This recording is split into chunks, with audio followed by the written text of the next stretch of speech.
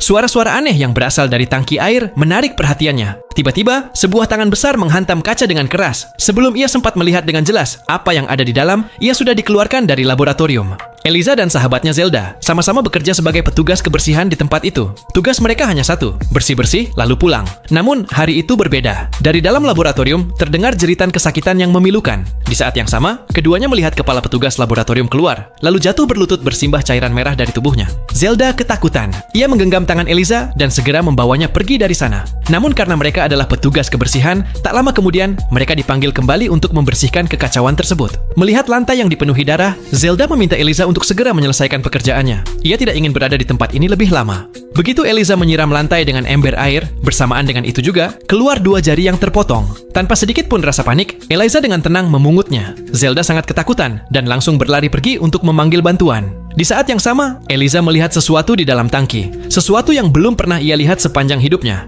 Dari perut makhluk itu, darah terus merembes. Dan jelas terlihat bahwa makhluk malang tersebut telah mengalami banyak penderitaan di tempat itu. Keesokan harinya, karena tak mampu menahan rasa penasaran, Eliza diam-diam kembali masuk ke laboratorium. Ia mengetuk perlahan sebuah telur rebus dengan jarinya. Dan pada saat itu juga, air di dalam tangki mulai beriak. Makhluk itu seakan memahami niatnya. Ia berenang perlahan mendekat dan berhenti tepat di hadapannya. Ketika makhluk itu tiba-tiba menjadi waspada, Eliza tetap tidak bergerak sedikit pun. Dengan tenang, ia meletakkan telur itu dan mulai menjelaskan melalui bahasa isyarat apa benda tersebut. Makhluk itu hanya memahami sebagian, tetapi ia menerima hadiah itu dan kembali menyelam ke dalam air.